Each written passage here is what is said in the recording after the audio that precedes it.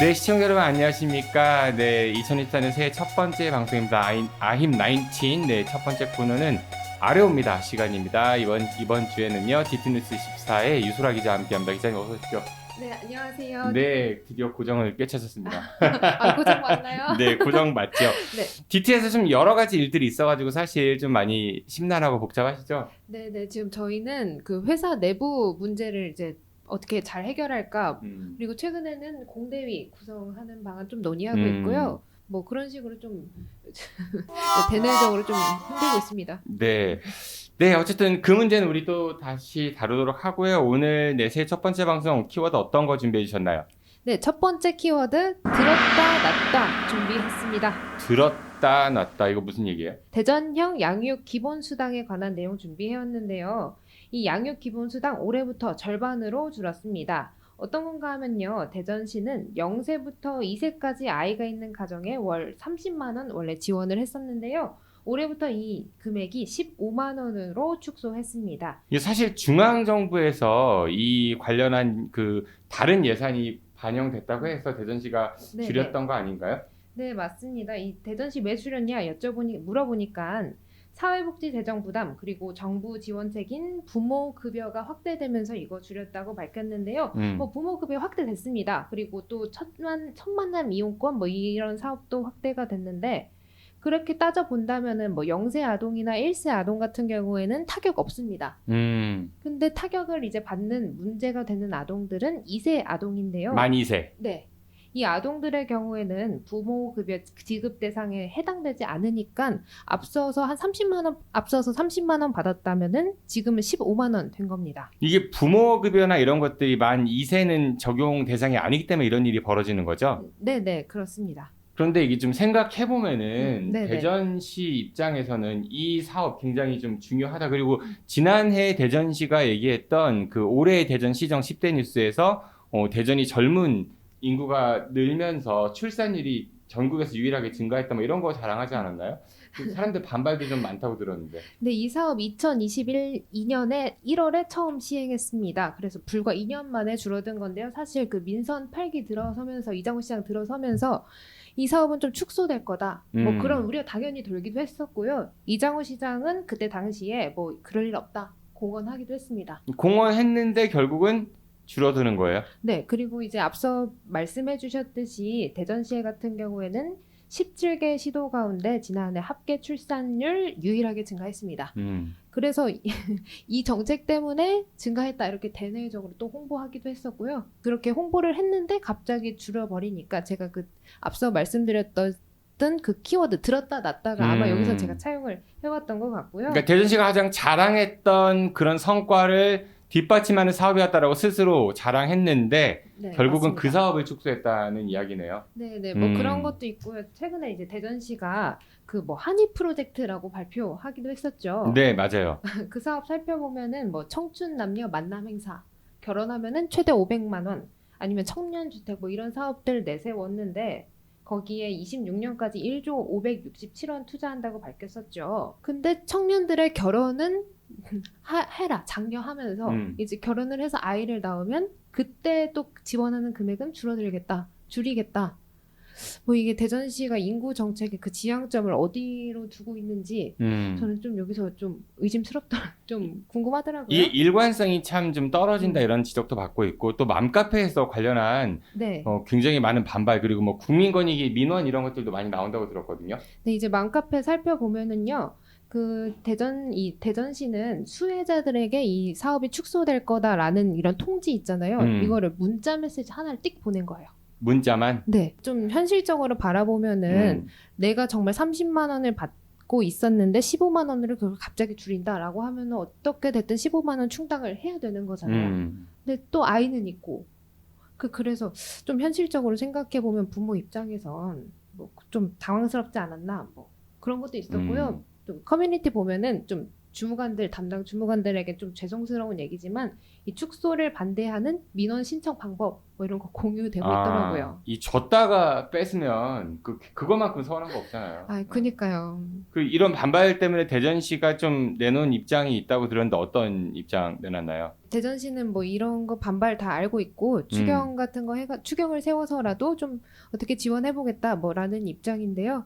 그게 과연 얼마나 책임감 있는 발언인지는 참 모르겠습니다. 이런 논란을 예상하지 못했을까 좀 안타깝기도 하고 그리고 추경할 것 같았으면 있었던 거잖아요. 사실 없었던 그러니까요. 거를 조금 편성한 게 아니니까 왜 네. 이런 논란을 자초했는지 좀 모르겠네요. 알겠습니다. 네, 두 번째 키워드는 어떤 건가요? 두 번째 키워드 지방의원 권한 어디까지 가져왔습니다.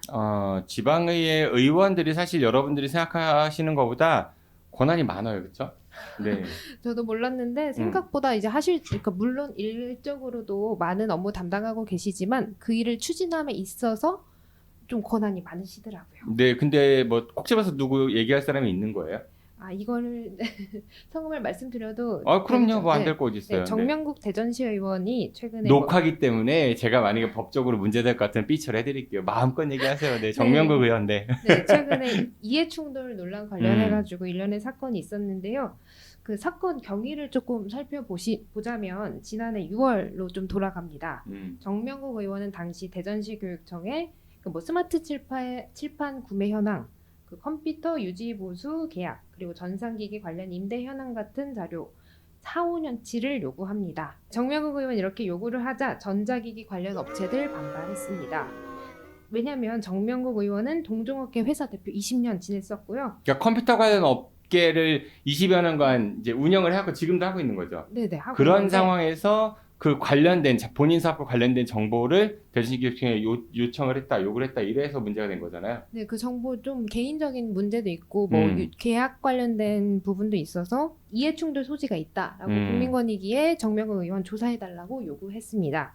사실 근데 여기서 또 문제가 된 거는 정명국 의원이 그 교육을 담당하는 교육위 소속이 아니라 맞아요. 행정자치위원회 소속이니까 좀 다른 소관 상임위의 자료를 요청했다 뭐 이런 지적도 있는 거죠. 네네. 정명국 의원 뭐 예결위에도 포함되어 있으니까 자기는 예결위 의원 자격으로 요구했다 이렇게 주장을 했고요. 왜 그럼 그런 자료를 요구했다고 하는 거예요? 일감 몰아주기나 뭐 부당수익계약 같은 제보가 본인에게 들어왔기 때문에 그걸 좀 확인차 요구를 했다 뭐 이렇게 주장을 했습니다. 그러니까 본인 사업에는 이용하지 않고 그런 제보가 사실인지 확인하기 위해서 자료를 요구한 것이다 뭐 이런 얘기인 거잖아요. 네네. 정명국 의원 정당한 의정 활동이었다고 계속 주장을 했고요.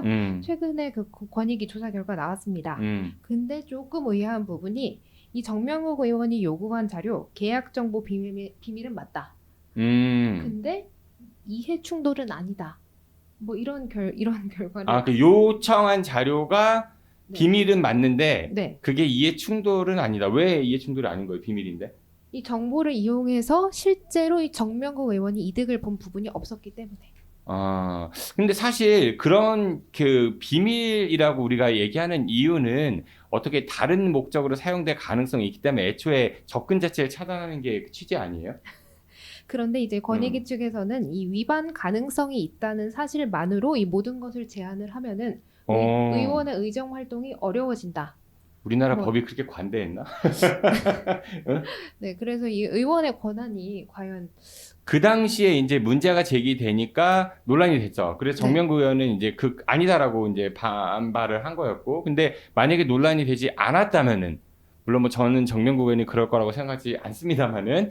뭐 사람들이 몰랐다면 이게 어떻게 자료가 활용됐을지도 알 수 없는 거잖아요. 네네. 그리고 또 제3자를 통해서 뭔가 이루어질 수 있는 가능성도 있는 거고. 그러니까 이런 가능성들을 애초에 방지하기 위해서 그런 비밀 자료 같은 것들은 이해충돌 소지가 있으면은 아예 접근을 차단하는 게 법 취지일 것 같은데 너무 관대한 게 아닌가 싶은 생각이 드네요. 그리고 권익위 이런 판단 나오니까 업계에 당연히 반발을 했고요. 그래서 정명국 의원이 처음에 기자회견 하겠다고 시의회에서 기자회견 하겠다고 저희한테 공지를 했어요. 뭐 그리고 법적 대응도 한다고 막 그런 얘기 하지 않았어요? 네, 근데 이제 기자들이 그 정명국 의원한테 왜 그거를 의원 개인이 하냐라고 이제 요구를 하니까 정명국 의원 그러면 기자회견을 취소하겠다. 그러고 나서 이제 다시 한번 해보겠다. 의회 차원에서 문제를 제기하겠다라고 하면서 시의원 몇 명 대동에서 또 기자회견 하셨더라고요. 네, 그 자리에서 정명국 의원은 이 정당한 의정 활동을 이 여론을 선동해서 왜곡하려는 업체 행태 매우 유감스럽다. 그리고 자기는 집행부를 견제 감시하는 의회 본연의 역할 계속해서 하겠다. 그리고 사에게 눈이 멀어 의회 기능 방해하는 행태 엄중하게 보겠다. 뭐 이런 식으로 좀 사실 제가 봤을 때에는 의심받을 짓은 하지 말아야 한다. 그런 제보가 들어왔으면은 교육위원회 동료 의원에게 넘기고 그 사람한테 봐달라고 그래. 이게 가장 깔끔한 거 아닌가? 근데 이제 뭐 믿을 만한 사람이 없었던가 보죠. 아니 뭐 그 당의 국민의힘 소속 네. 의원들 얼마나 많습니까? 상임위원장도 국민의힘 소속인데 그 좀 저는 좀 납득이 안 갑니다. 그래서 이런 거를 좀 애초에 방지하려면은 사실은 지금 지방의원들 겸직이 허용되고 있잖아요. 정명국 의원도 관련 사업을 하고 있다니까 더 이런 의심을 사는 게 아닌가 싶거든요. 이 겸직 부분 이제는 좀 바뀌어야 되지 않을까요? 그렇죠. 아무래도 지방의원들이 처음에는 이제 보수가 그렇게 적었다 보니까 이들의 보수를 충족하기 위해서 좀 겸직을 열어뒀는데 지금 의정비 엄청 올랐잖아. 그니까요. 최근에 뭐 그리고 좀 이제 또 오를 시즌이기도 하죠. 지금 이제 심의해서 의정비 제가 알기로는 저보다 더 많이 받는 걸로 알고 계시고 네. 겸직을 하지 않는 연식이 있으니까. 대해서는 그럼 출마하세요. 겸직에 대해서는 조금 철저하게 해야 되지 않나. 그리고 사실 겸직하다 보면은 이 의회 의정 활동 본연보다 거기에 조금 더 치중하는 경우가 있잖아요. 제가 몇 분 계신 걸로 알고 있는데. 네, 저도 많이 들었어요. 뭐 사무실에서보다 본인의 다른 회사 사무실에서 더 얼굴 보기 쉽다는 분들 몇 분 계신데 그런 부분에 있어서는 의원 겸직은 좀 다시 한번 생각해봐야 될 문제 같습니다. 그러니까 이해 충돌이라는 거는 나의 이해가 공적인 힘을 가지고 나의 이해가 걸려 있을 수 있으니까 그거를 방지하자라는 그게 법 취지니까 지방의 의원들의 겸직 부분 그리고 이 정명국 의원 이거는 뭐 다시 재심의한다고 권익에서 어떤 판단이 나올지 모르겠지만은 이 부분은 좀 우리가 고민해야 할 것 같습니다. 근데 세 번째 키워드는 어떤 거 준비하셨나요? 네, 세 번째 키워드 11년차 베테랑 가져왔습니다. 베테랑, 네, 11년차 베테랑 누구 얘기하시는 겁니까? 맞춰보시겠어요? 11년 차라 이상민 국회의원은 아닌 것 같고 지금 네. 20년 차니까 누구 얘기하는 거지? 뭐 그 11년차 베테랑 설동 대전시 교육감 말씀드렸습니다. 네, 3선이고 지금 11년 차 임기에 들어가네요. 제가 이 주제를 가져온 이유는 설동호 교육감의 신년사 때문인데요. 그 신년사 올해 것도 이제 살펴봤더니 조금 미심쩍은 부분이 있어가지고 네. 그 제가 주변에서 얘기 듣기로는 설동호 교육감 신년사가 매해 거의 비슷하다. 복부 아니냐 뭐 이런 얘기 들었는데 맞아요? 그게 벌써 이제 여기까지 파다한 소문으로 퍼져 있나요? 안테나 많습니다. 네네. 그래서 이제 신년사 제가 좀 살펴봤더니 처음에 앞부분에는 올해 어떤 거 추진했고 그래서 성과가 어떠하고 그래서 우린 앞으로 이런 것들 추진하겠다 뭐 이런 식으로 패턴은 일단 똑같고요. 지난해 이제 5가지 정책 어떤 정책 하겠다 뭐 추진하겠다 이렇게 발표한 거 살펴보니까 거의 유사해요. 복붙. 네. 네. 지난해 같은 경우는 베테랑 답네. 그 뭐 사람들 솔직히 교육감 신년사 잘 안 보잖아요. 그렇죠. 그리고 좋은 얘기를 하면은 매해 반복하는 것도 나쁘진 않을 것 같은데. 네, 좀 비슷한 패턴이 있더라고요. 약간 어미를 바꿨어요. 어미를. 어미를 예를 들어서 뭐 지난해 같은 경우에는 창의 융합 교육을 강화하겠다라고 했다면 올해 같은 경우에는 그걸 지속해서 추진하겠다. 창의 융합 교육을 지속해서 추진하겠다. 아니면 이제 혁신 교육을 내실 있게 추진하겠다를 이제 강화하겠다? 올해는 혁신 교육을 강화하겠다. 아, 야 창의적인데. 또 교육 환경을 조성하겠다. 교육 환경을 만들겠다. 우리말 사랑. 네, 설동호 교육감의 한글 사랑. 네. 네, 그리고 뭐 한글 사랑 또 있습니다. 교육행정 구현하겠다를 교육행정 펼치겠다. 와, 뭐 세종대왕의 뜻을 잘하는. 네. 사실 말씀해 주셨듯이 설동호 교육감 신년사가 매년 똑같다는 문제는 매년 제기돼 왔던 문제고요. 그래도 뭐 한 21년도, 20년도, 22년도는 정말 100% 유사하게 정말 똑같았어요. 에이 미리 녹화해놓고 VCR 돌리지 않는 걸 다행으로 알아야 되는 거 아닌가? 그게 바로 11년차 베테랑의 그래요. 네, 11년차 베테랑의 능수능란한 그러면서 우리말을 사랑하는 모습을 좀 바뀌었고 마지막 키워드 하나 부탁드리겠습니다. 네, 마지막 키워드 노페미니즘입니다. 노 페미니즘. 네. 이거는 무슨 얘기인가요? 성별 갈등 얘기하는 거예요? 성별 갈등이라고 하긴 뭐하고요. 대전시의 그 디지털 성범죄 온라인 시민 감시단 예산이 전액 삭감된 내용과 관련된 건데요. 네, 예결위는 지난해 이 시민 감시단 예산 1,485만 원 전액 삭감했습니다. 1,485만 원이요? 네네. 상당히 적은 액수인 것 같은데 그걸 삭감했다고요? 일단은 온라인 디지털 성범죄 시민감시단? 네네. 예, 어떤 활동했던 감시단이에요? 영상물을 보고서 이게 뭐 성매매 광고인지 아동 청소년물인지 아니면 불법 촬영물인지 뭐 이런 것들을 감시합니다. 그리고 그거를 플랫폼에다가도 신고를 하고 방통위에다가도 신고를 하는 뭐 그런 사업인데요. 이 사업이 이제 3년 동안 대전시 예산을 받아서 했던 그런 사업인데요. 21년도 예산 900만 원이었고요. 22년도 1,485만 원, 그리고 23년도 같은 경우에는 이제 주민참여 예산으로 그 시민참여형 성범죄 예방대응체계 구축 사업 내에 이제 포함된 사업으로 3,400만 원 들어갔었습니다. 그러니까 매해 증가 추세에 있었는데 네. 이제 민선 8기 들어오면서 전액 삭감됐다는 얘기인 거예요? 네네. 원래 올해 예산 24년도 예산 1,485만 원 전액 삭감됐는데요.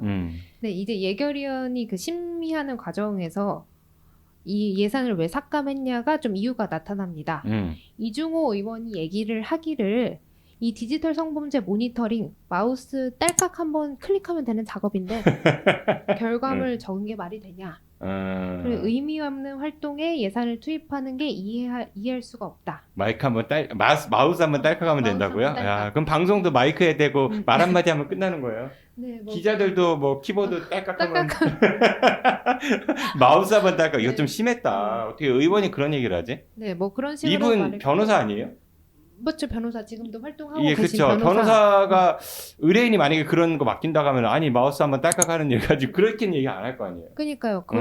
그래서 이 모니터링 그 성과 좀 살펴보니까요. 21년도에는 2,600건 정도 이제 적발했고요. 22년도에 1,300건. 그리고 올해 상반기 5개월 동안 운영했는데 3,200건 적발했습니다. 근데 이 정도를 마우스 딸깍 그리고 성과가 적다라고 표현을 하고 이들의 활동 비하했고요. 시민감시단을 총괄하는 그 담당 활동가를 어쨌든 뽑아야 하지 않습니까? 이 상담소에서. 근데 이 상담소가 이 활동가를 뽑는 공지에다 이렇게 자격 요건을 달았습니다. 페미니즘 가치에 기반한 반성폭력 운동을 지향하는 사람 혹은 여성 운동 활동 경험이 있거나 관심이 있는 사람 이렇게 자격 요건을 달았는데요. 이걸 또 문제 삼은 거예요. 이중호 의원께서 담당자 채용에 페미니즘적인 성향을 자격 요건으로 다냐. 그리고 이들이 시에서 투하하는 예산을 받아가는 사업이다. 라면서 이 페미니즘에 대해서 조금 그러니까 기본적으로 페미니즘 이거에 대해서 부정적인 인식이 있다라는 거를 드러내는 거잖아요. 그렇죠. 뭐 그러니까 요즘에 얘기하는 이 성 갈등 유발하는 그런 발언인 것 같은데 와, 참 그러네요. 근데 정치인이 사실 어떤 한 가지 주제에 대해서 본인의 정치적 성향을 가질 수 있다고 생각해요. 하지만 그거를 비하하거나 아니면 갈등을 조장하는 거 이건 좀 다른 문제이지 않을까 싶거든요. 거기에다가 예산이 1,000얼마라고 했는데 대전시 의회가 작년에 통과시킨 것 중에 왜 그 물놀이장 그쵸? 갑천변에 물놀이장 만든다고 해갖고 158억 원인가? 네. 그런 거는 하면서 이런 1,몇백만 원짜리 없앤다는 거 그리고 마우스 딸깍 이런 거는 좀 해도 좀 너무한 게 아닌가 싶은 생각이 드네요. 네, 알겠습니다. 기자님 오늘 여기까지 듣고요. 어떠셨어요? 첫 번째 우리 아레오입니다. 시청자분께 이 대전 시정실록 이런 소식들의 아레였습니다. 어떠셨어요? 첫 번째 시간. 제가 아는 소식들이 잘 이렇게 전달이 됐는지는 모르겠지만 네, 지금 뭐 다시 돌아가서 다시 하고 싶은 마음도 있고요. 이거 가야 돼요, 빨리. 편집 잘하겠습니다. 네, 알겠습니다. 다음부터 더 잘 알겠습니다. 감사합니다. 네, 그래요. 그 다음 코너도 함께 좀 해주시고요. 네, 유소라 기자의 아레오입니다였습니다.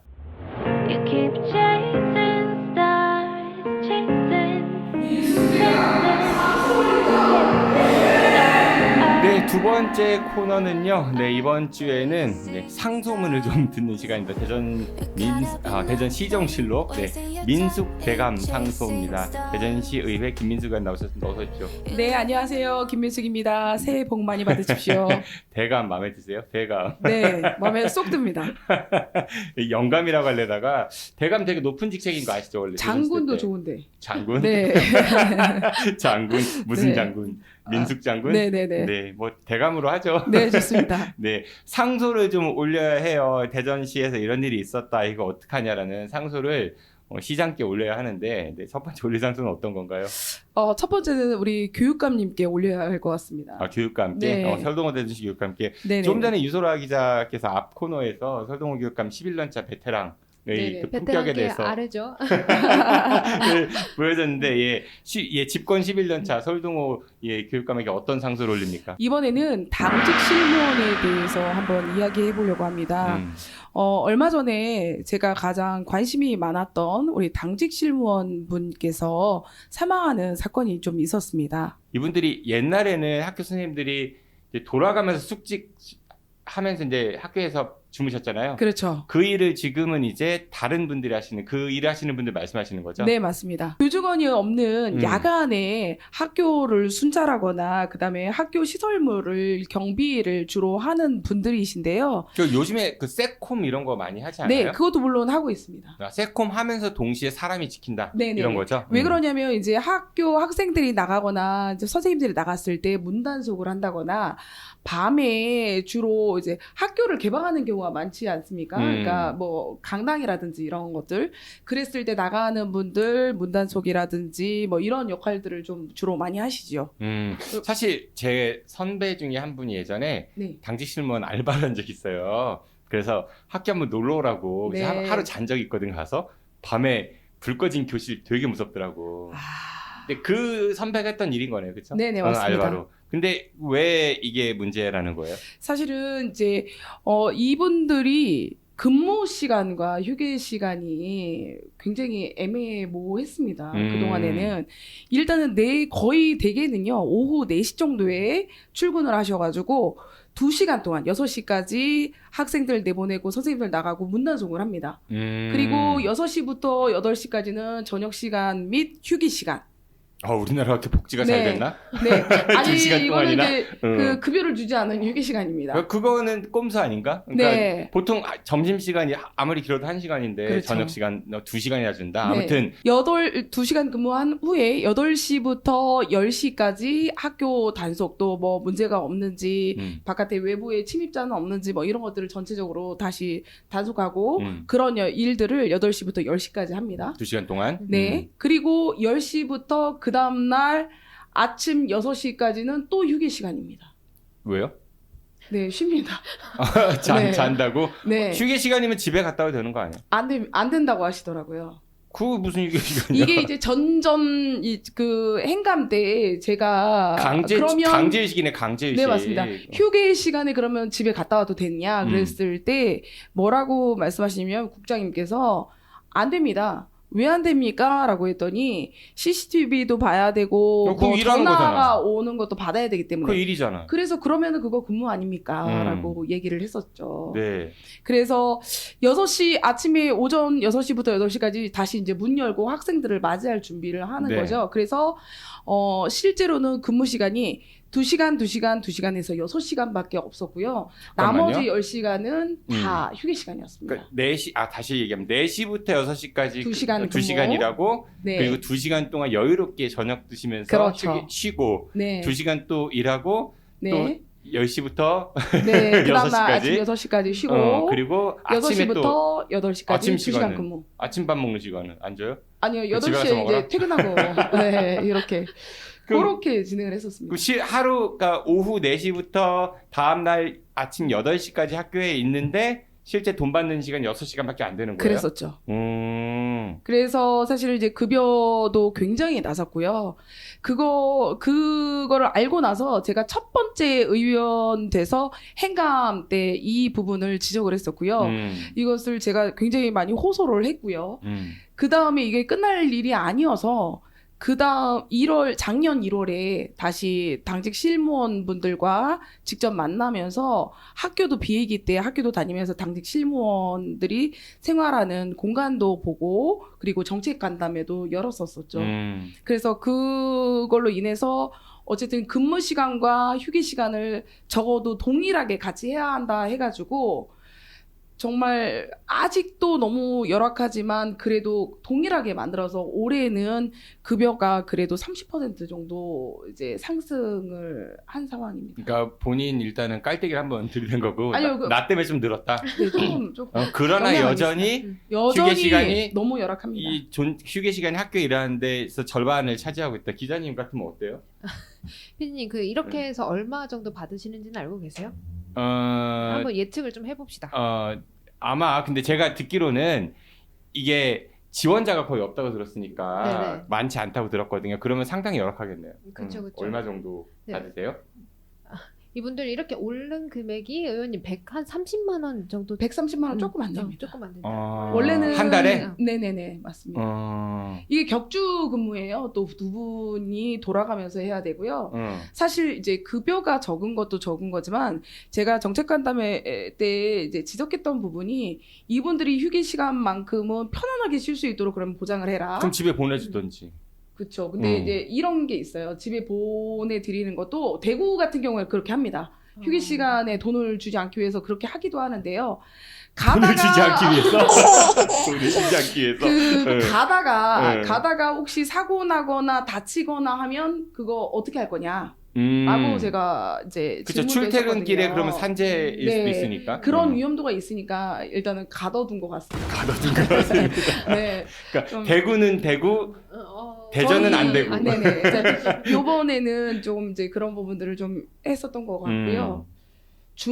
주말에도 사실은 이제 그러니까 그 식사 비용이나 이런 것들도 전혀 잘 되지 않고 명절 때는 두 분이 돌아가면서 하지만 명절 때 같은 경우나 그 주말에는 풀로 24시간 같이 근무를 해야 되거든요. 이런 부분들 굉장히 어려웠고 또 명절 휴가비라든지 이런 것들도 전혀 없었죠. 사실 이게 그 아까 말씀 당직 실무원들이 대전시 교육청에서 고용을 하려면 만 65세까지가 정년인데 네, 맞습니다. 이게 워낙 열악하다 보니까 모집이 안 되고 모집이 안 되면 일선 학교에서 뽑을 수 있다라고 했는데 그러다 보니까 거기에 나이 제한은 없으니까 연세 그렇죠. 많으시니까 65세가 넘으신 분들이 지원을 많이 하신다면서요. 그렇죠. 실질적으로는 네네네. 이번에 좀 안타깝게 그 사망하신 분도 70대라고 들었거든요. 네, 78세이셨고요. 근데 이제 연세가 많지만 사실은 우리가 들어올 때는 여러 가지 이제 검사를 해서 건강도나 이런 것들을 분명히 체크를 합니다. 그리고 이분 같은 경우에는 워낙 성실하게 학교에서 잘 근무를 해주셨고 횟수로 6년 정도 학교에서 봉사를 해주셨고 또 가서 직접 그 장례식장에도 우리 유소라 기자님도 다녀오셨죠. 네. 아. 사고 당일 이제 의원님 해주시는 말씀을 듣고서 혹시나 이러한 근로 환경이 이 사고에 영향을 주지 않았을까 해서 취재에 한번 나가봤더니 이제 유족들께서 말씀하시기에 우리는 그런 건 아니다. 되게 열정을 갖고 임하셨다. 이 정도로 말씀해 주시더라고요. 그러니까 안타깝네요. 사실 그런 열악한 환경에서 일하셨던 분이 근데 그럼에도 불구하고 성실하게 일하시다가 직장 안에서 이제 사망하시는 사고가 발생했고 그로 인해서 이 실무원들의 열악한 노동 환경이 이제 지적이 되는 거예요. 대전시 교육청 좀 뭔가 변화의 조짐은 보이나요? 지적이 계속 나오는데. 제가 이제 관련 과 국장님이나 과장님들 다 불렀어요. 불러서 같이 조금 논의를 했거든요. 이거는 단순한 사고일 수 있지만 앞으로 이런 일들이 없다라는 보장은 없기 때문에 어떻게 하는 것이 가장 좋은가 이번 기회를 통해서 조금 더 우리가 다른 변화나 좀 또 노력을 해야 될 것 같다라고 말씀드려서 근무 환경도 당연히 개선을 해야 되지만 지금 저녁에 이제 주무셔야 되는 이런 것도 조금 더 자유롭게 할 수 있는 방법도 고민해보고 경비업체로 또 전환할 수 있는 방법도 좀 고민해봐야 된다. 물론 그것은 현재 있는 당직 실무원들과 또 노조에 계시는 그렇죠. 뭐 분들과 일자리 잃으실 수도 함께 있으니까. 이야기를 나눠야 되는 부분이기도 합니다. 그런데 지금 아직까지도요 뽑히지 않아서 그 많은 학교들은 당직 실무원이 아예 없어요. 그런 학교는 다른 방법으로라도 조금 뭔가 보호를 할 수 있는 것들은 분명히 필요하다고 생각을 합니다. 그러니까 사실 돈을 주지 않는데도 가둬놓는다. 이건 좀 말이 안 되는 것 같고 또 비상상황 돈도 안 주는데 비상상황에 대비해야 한다. 그것이 또 일의 연장선상인 것 같거든요. 아파트 경비 노동자들도 그렇고 이 감시 단속하는 그 노동 인력에 대해서 우리 사회가 좀 더 관심을 갖고 특히 정치권이 제도 개선에 많은 노력을 해야 될 것 같습니다. 두 번째 상소는 어떤 건가요? 누구한테 돌리나요? 네, 두 번째는 대전사랑카드 요즘에 아주 이슈가 많이 되고 있는데요. 이장우 시장께서 다른 행사장에서 이런 말씀하시더라고요. 그 8시만 되면 식당이나 뭐 이렇게 뭐 이런 곳에서 사람들이 없다. 뭐 이런 말씀 하셨거든요. 저는 굉장히 많이 공감합니다. 진짜 많이 없어요. 금요일인데도 사람들이 예전보다 굉장히 많이 줄어든 것이 돈이 없으니까. 네, 맞습니다. 주머니 사정 열악하지 네, 않습니까? 굉장히 열악하고 요즘에는 심각할 정도로 지금 어렵다라는 얘기를 굉장히 많이 하세요.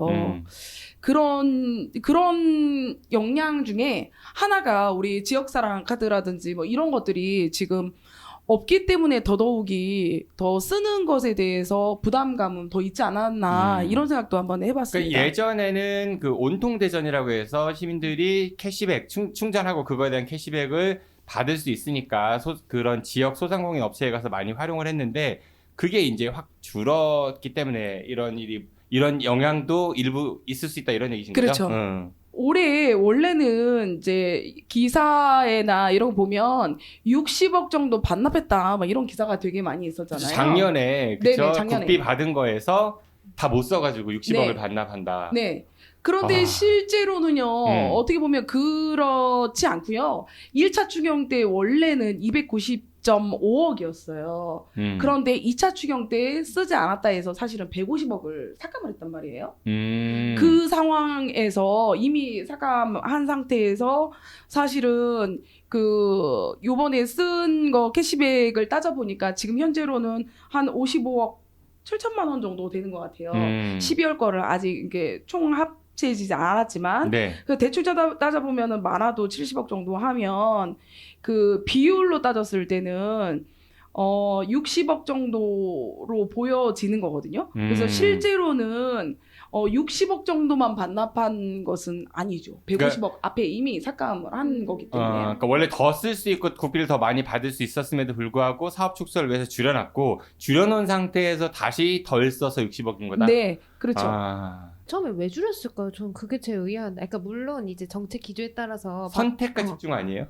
저는 소상공인에 좀 더, 의도가 처음부터 쓸 의도가 없었다고 봅니다. 선택과 집중. 네. 그 어려우신 소상공인에게 보다 더 집중적으로 지원하겠다 이런 취지 아니었어요? 취지는? 물론 그랬지만 뒤에는 쓸 의도가 없었다. 저는 왜냐면 예산을 제가 이것 때문에 잘 꼼꼼히 봤는데 이게 국비와 시비의 매칭 사업이잖아요. 그게 이제 7대3 이렇게 되면 우리 그 국비가 3 그리고 우리 대전시가 7이면 예산을 당연히 뭐 이렇게 매칭할 때는 똑같은 그 비율로 놨어야 되는데 이미 1차 추경 때 쓰지 않았다고 해서 2차 추경 때 150억을 뺐단 말이에요. 우리 그 시비를. 그래서 매칭부터 이미 150억을 뺐기 때문에 국비는 이미 쓰지 않은 30%이기 때문에 반납할 것을 이미 계산을 했다. 저는 이렇게 보는 것이죠. 계산적이네요. 네. 상당히 뭐 계획적인 재정력을 네, 하는 제가 대전시. 어제 이거 찾아보면서 깜짝 놀랐습니다. 깜짝 놀랐어요. 네. 감탄스럽습니다. 근데 저는 또 그런 게 올해 예산에서도 대전시가 이 지역사랑 그 화폐 관련해가지고 한 푼도 예산 반영을 안 했잖아요. 그렇죠. 근데 중앙정부에서는 이 관련해서 3천억 원이 새로 생겼습니다. 대전시 어떻게 할 것 같아 보이세요? 그래서 제가 이제 궁금했어요. 그래서 우리 집행부에 관련 과에 그 자료 요청을 했죠. 올해는 우리 대전이 이제 예산을 잡지 않았는데 국비는 6천 원이라는 이제 발표가 있었다.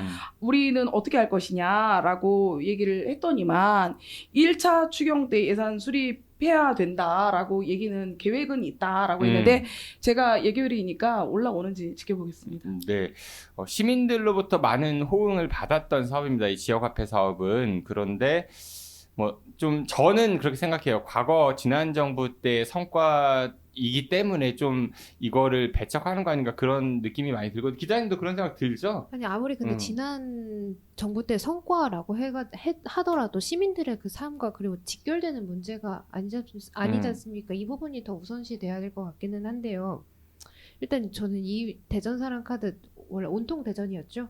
이 부분 이름 바꿨다는 자체부터가 조금 좀 불순한 의도가 있지 않았나. 알겠습니다. 네. 행정의 연속성이 참 아쉽다는 생각이 들면서 동시에 많은 시민들의 그런 바람을 대전시가 너무 좀 다른 각도로 해석하는 게 아닌가 싶은 생각이 듭니다. 예, 오늘 민숙대감 개편 이후 첫 번째 두 가지 상소를 올렸습니다. 네, 어떠셨어요? 녹화로 전환하고 나서 네. 편집본 봐야겠죠? 네, 그렇죠. 네. 잘 편집해 줄 거라고 생각을 합니다. 네, 열심히 편집 보도록 하겠습니다. 네, 지금까지 민숙대감, 대전시 의회 김민숙 의원이었고요. 또 함께 디트뉴스 유소라 기자 함께했습니다. 고맙습니다, 두 분. 감사합니다. 감사합니다. We can come back, but the time is gone. I'm running to escape from your left. Don't lie, 'cause I know your heart. Don't try looking for someone to forget. 네, 세 번째 코너입니다. 아니되옵니다. 시간입니다. 네, 우리 예전에 그 조선시대 이럴 때 보면은 학자들, 그 성균관 유생들이 아니되옵니다 이런 이야기 많이 하잖아요. 예, 저희 대전의 대표적인 유생은 아니고요, 그 대제학 학자 두 분 모셨습니다. 제 오른쪽에 계신 분이요, 충남대학교 경제학과 정세현 교수 나오셨고요. 네, 교수님 예. 안녕하세요. 예, 안녕하세요. 아니되옵니다. 그리고 반대편에는 모건대학교 행정학과 권선필 교수 나오셨습니다. 어서 오십시오. 예, 안녕하세요. 네. 학과 이름이 경찰행정학부로 또 바뀝니다. 되게 자주 바뀌네요. 예전에는 공공인재학부였었잖아요. 예, 요즘 입시 시장이 하도 어렵다 보니까 상품 개발을 하느라고 정신이 없습니다. 네, 그래서 두 분하고 함께 이제 행정 부분 그리고 경제 부분에서 이야기를 하려고 하는데, 이제 새해 초입니다. 그러다 보니까 뭐 이제 관련 예산도 다 통과가 됐고, 경제 정책 방향 정부는 아니면 대전시의 경제 정책 방향 로드맵 좀 나온 상태인데, 오늘 우리가 민생 경제 회복 부분에서 이야기를 해보기로 했거든요. 지난해 경제 지표 좀 보니까요, 이 가계소득이 또 가처분 소득 포함해갖고 좀 상당히 많이 줄었고요. 또 이제 기업의 이익도 좀 떨어졌고, 반면에 금리하고 물가는 많이 올랐고 이런 상황이거든요. 정부가 뭐 지난해 상저하고, 그러니까 상반기에는 안 좋다, 하반기에는 좋아질 것이다라고 이야기했지만 결국은 상저하저로 끝났다, 이런 평가가 많습니다. 정세현 교수님, 그 원인 어디에 있다고 보세요? 무엇보다 이게 작년에 처음에 그 정부가 상저하고를 주장했던 중요한 이유 중에 하나가 하반기가 되면은 중국 경제가 살아나면서 그 리오프닝 효과가 있다. 중국으로의 수출이 늘어날 것이다. 이렇게 예상을 했었는데요. 중국으로의 수출이 늘어나지가 않았죠. 그래서 중국 경제가 좀 안 좋았고, 그리고 한국 경제가 미중 갈등 사이에 껴서 이렇게 딱 균형을 잡아야 되는데 어느 한쪽으로 미국 쪽으로 이렇게 쏠리다 보니까 중국하고의 관계가 점점 좀 안 좋아져서 그 중국 효과가 좀 많이 떨어졌던 것이 이 성장 쪽에서는 좀 안 좋았던 것 같고요.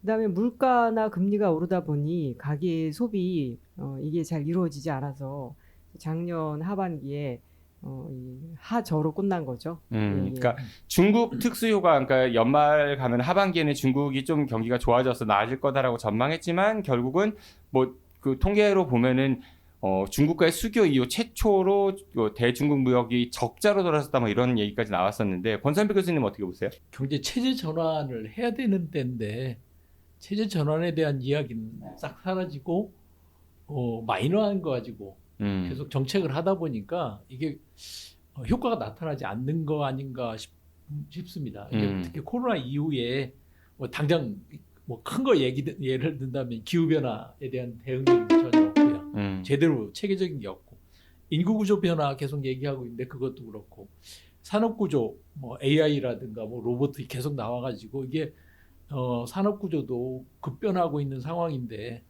이런 그 체제 전환, 경제 체제 전환이 필요한 때인데 그런 거에 대한 얘기는 전혀 없이, 그런 큰 틀에 관한 대응은 없는 상태에서 마이너한 대응을 계속 하다 보니까 결국은 되돌아가는 거죠. 효과가 있는 것 같다가 되돌아가고 이게 반복되는 것이 아닌가, 그런 생각이 들었습니다. 이게 제가 경제학자가 아니기 때문에 큰 그림을 그렇게 이제 보고 있습니다, 저는. 그러니까 이게 그 근본 원인 해결, 그 큰 그런 처방, 뭐 철학 이런 것들 없이 땜질식 처방만 하다 보니까 악순환이 반복되는 거다. 뭐 이런 지적이신 것 같은데. 시스템 전환이 되어야 되는데 시스템 전환이 되지 않아서 그래서 그 변화가 없는 것 같다.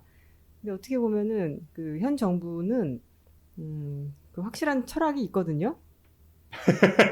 불안해. 네? 왜 웃어요? 그러니까 감세와 규제 완화. 네. 예. 아, 감세와 규제 완화. 감세와 규제 완화. 저는 막 그런 거 얘기할 줄 알았어요. 나라를 망치려고 한다. 아유, 감세와 규제 완화. 동의 안 하세요? 아유, 뭐 그 의도까지야 제가. 그러나 감세와 규제 완화. 감세와 규제 완화. 수출 주도, 그러니까 수출 대기업 위주의 경제 전략을 펴는 거여서 아니 권선필 교수님께서 체제 전환을 하려고 하지 없다 보니 이게 살아나려고 하다가 뭐 살아나지 않고 이렇다라고 하는 건데 체제 전환할 생각은 좀 없는 것 같고 계속해서 사실 한국 경제가 처음부터 고도 성장했을 때부터 가지고 있었던 그 수출 주도, 수출 중심적인 이제 그걸 계속 고수하는 건데요. 그게 이제 한계에 다다랐다라고 하는 것이 이제 많은 사람들이 하는 얘기이고, 그 사실은 또 이런 게 있는 거죠. 과거처럼 고성장은 어려워요. 그렇다고 하면은 우리가 계속해서 성장률 가지고 목매일 일은 좀 아닌 것 같아, 이제는. 그거보다 성장률하고, 저성장 체제로 접어들었다라고 봐야 돼요. 왜냐면 이미 인구 자체가 저성장일 수밖에 없거든요. 그럼 이제 이런 상태에서 민생이 어떠냐, 뭐 이렇게 좀 얘기를 해야 되는데, 정부는 작년에 계속해서 수출 대기업한테 감세하고 규제 완화해주면 성장률이 올라갈 거다. 이거 컨셉 자체가 잘못된 거죠. 근데 우리가 이 컨셉을 가지고 계속해서 우리도 이제 이렇게 했었어야지 성장률이 올라갔었다. 이렇게 말하는 건 아닌 것 같고, 저는 그래서 권선필 교수님이 말씀하신 시스템 전환, 우리의 목표 자체를 전체적으로 재수정할 필요가 있다는 거에 대해서 아주 강력하게 동의하는 바입니다. 그 방금 말씀하신 그 규제 완화 같은 경우에도 보니까 이제 가장 최근에 우리가 얘기 들었던 게 그 플라스틱 빨대 얘기잖아요. 종이 빨대 예. 사용하게 했고 그 플라스틱 규제한다고 했는데 다시 이제 그거를 물린 거 있잖아요. 이게 전형적으로 말도 안 되는 코미디죠. 세계적인 흐름에도 안 맞는 거고 이렇게 전환을 해야 새로운 사람이 생기거든요. 새로운 사람이 생길 수 있는 기회를 오히려 없애고 있는 건데 옛날식으로 되돌아가자라고 그러는데 그 사이에 이 기후변화 대응도 안 되고 산업 전환도 안 되는 그런 식으로 접근을 하고 있는데 80년대 초반 사고에 아직도 매여 있는 게 아닌가 그런 생각이 들 정도거든요. 접근하는 걸 보면. 그러니까 근본적인 문제인 것 같습니다. 그러니까 기업에 집중적으로 투자를 해서 기업이 잘 되면 그게 낙수효가 그러니까 아래로 내려갈 것이다. 그리고 국가 경제가 성장해야 성장률이 높아야 그게 골고루 퍼질 거다. 뭐 이런 거지만 그런 거라고 이제 이야기를 하지만 시대가 이미 그런 시대는 끝났다라는 두 분의 진단이시고요. 사실 제일 오래 저는 개인적으로 걱정이 이거예요. 부동산이 좀 붕괴될 가능성이 높다라는 신호가 여기서 나오고 있잖아요. 특히 뭐 부동산 TF 문제 요즘에 PF 문제, 네 요즘에 굉장히 많이 회자가 되고 있는데 부동산 이제 프로젝트 파이낸싱이라고 해서 이게 보통 그 대출을 줄 때에는 뭔가 담보를 잡고 대출을 주는 건데 지금 현재 부동산은 향후에 미래에 지어져서 팔릴 것을 예상해서 금융권에서 돈을 많이 빌려준 거거든요. 이게 근데 다 지어져야 되는데 부동산 경기가 지금 꼬꾸라지다 보니 이게 지어지다가 중간에 그만둬진 거예요. 분양도 안 되고. 그럼 이제 여기에 그 돈을 빌려줬던 금융기관들이 많이 물린 상태거든요. 그럼 이제 그래서 현재 이게 다 파산하거나 이렇게 되면은 많은 금융기관들 동시에 망하고 뭐 이런 건데 정부가 이걸 어떻게든 살리고 싶어서 뭐 계속해서 유지하고 싶어서 대출 규제 완화해주고 그러면서 집 사라 빚내서 집 사라 그렇게 해서 좀 망할 것 같은 부동산 PF 회사들 좀 살려내라. 현재 그렇게 유지가 되고 있는 건데 근본적으로 지난 몇 년간 사람들이 가격이 오를 것을 예상하고 자기 실수요를 넘어서 이게 투기적인 과다 그 매입을 해온 거잖아요. 그래서 이제 그게 더 이상 가능하지 않을 그런 상태거든요. 근데 자꾸 정부에서 사인을 아니다. 부동산 경기 계속해서 지속될 수 있으니까 뭐 집 사라. 뭐 이렇게 하다 보니 이게 유지할 수 없는 것이 지속되다 보니 조만간 올해 좀 터지지 않을까 그런 이제 위험성을 저희가 안고 있는 거죠. 사실 강남은 뭐 부동산 불패 이래가지고 뭐 많은 부동산 그런 시장의 어떤 그 선두주자 역할을 했는데 강남에 그 주상복합 만들려고 했던 그 PF가 어그러진 거잖아요. 새마을금고인가요? 거기가? 예. 예, 그래서 대출 기한 연장이 끝나가고 이걸 갚아야 하는데 아직 시작도 못했고 터질 것 같으니까 정부가 그걸 연장해주는 방안을 추진한 건데 사실 이 정도 되면은 건전한 시장이라면 망하게 해야 되는 게 맞는 거 아니에요? 시장은 원래 그런 거 아니에요? 그러기에는 이제 너무 리스크가 큰 거죠. 물린 은행뿐만 아니라 이제 금융권이 물려 있는 데가 너무 많다 보니까 그게 이제 연쇄적 효과가 나올 거라고 겁을 내는 것 같아요. 그래서 소위 얘기하는 이제 폭탄 돌리기를 하고 있다는 표현을 쓰는 거죠. 근데 지금 정부가 얘기하는 그 자유민주주의와 시장경제, 시장경제의 축이 그거 아니에요? 정부가 개입을 최소화해야 하는 거고 그렇죠. 건전한 시장에 맡겨서 그들이 욕망에 의해서 그런 일들을 벌인 거니까 그 리스크에 대한 감내도 해야 되는 거 아니에요? 그래야 가격이 떨어지고 시장의 안정성이 예. 그러니까 예. 주거로서의 이제 음. 그렇게 정부가 관리를 해 왔다고 하면은 이렇게 시장이 이렇게 힘들 때에도 개입하는 것이 맞을 것 같은데 사람들이 지난 몇 년간 그냥 무턱대고 어마어마한 빚을 내서 그렇게 투기를 해 댈 때 정부가 아무런 개입을 안 했었잖아요. 오히려 자유시장이다 장려하지 이거죠. 않았어요? 장려하지 오히려 장려하고 않았어요? 자유시장이다. 음.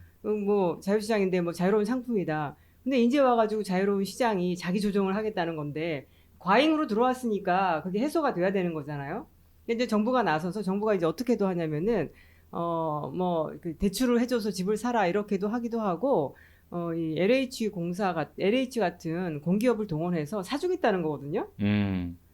그러면 기업 도와주는 거잖아요. 기업을 그거는. 도와주는 그렇죠. 거죠. 망하게 생긴 아파트 집 지어놓고 안 팔려서 망해야 사실은 망해야 되는 거예요. 망해야죠. 시장 논리라면. 근데 그게 아니라 정부가 나서서 그걸 사주겠다라는 거. 망해서 그 좀 돈은 싸게, 우리 돈이잖아요. 네, 망해서 싸게 나와야죠. 망해서 싸게 사지. 나와야지. 대출 많이 해주는 게 중요한 게 아니라. 근데 말씀하신 것처럼 사실 망할 때 우선적으로 피해를 보는 게 누구냐면 은행이나 금융권, 기업들이잖아요. 대기업. 기업을 먼저 살리자는 거죠, 사실은. 직접적으로 그렇죠. 이게 그 주택 수요자한테 피해를 가는 데는 조금 더 시간이 걸리는데 가장 먼저 피해를 입는 거는 금융산업 자체가 기업의 근데 저는 관점에서. 금융산업도 이참에 좀 그 교훈을 좀 얻어야 된다고 생각해요. 금융산업이 지난 그 몇 년간 한국 사회의 그 과잉 부동산 거품에 일조를 했거든요.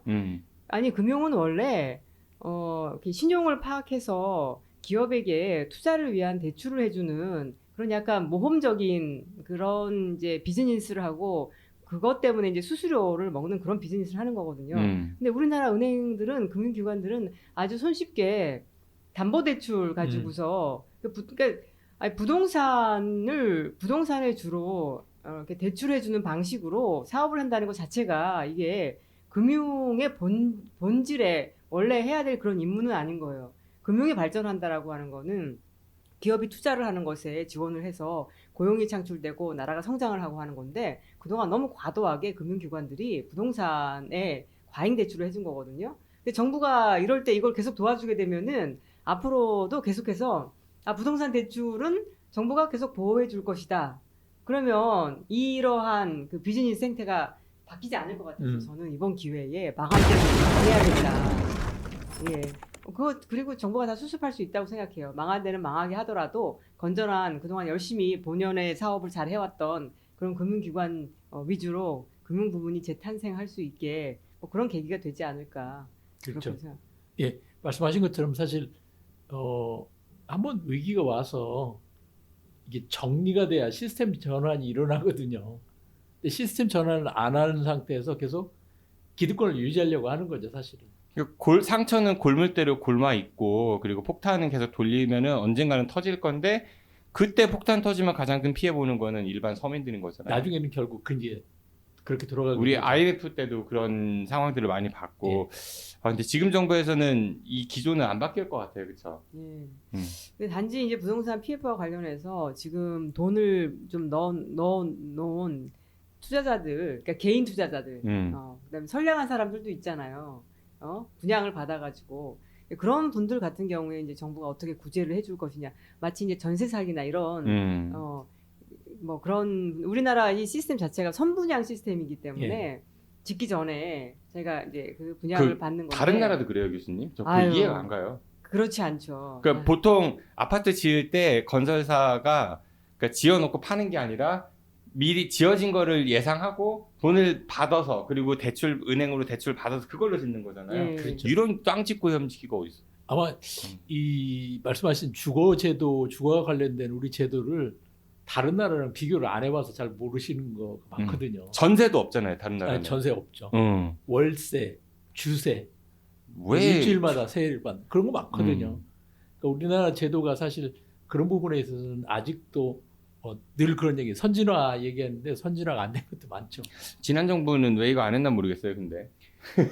사실은 지난 정부에 원죄가 있죠. 그쵸. 부동산 계속 문제에 있어서는. 부동산 대책은 엄청 많이 내놨는데 거의 다 땜질식이어가지고 부작용만 더 많았던 것 부동산 같고. 폭등이 일어난 게 지난 정부 때거든요. 음. 그러니까 이제 거기 이 폭등한 거로 인한 기대 수익이 확 올라간 거예요. 아파트가 예를 들면 2배 올라갔는데 그럼 빨리 지면 2배의 수익을 낼 수 있잖아요. 그러니까 이제 막 달려드는 거거든요.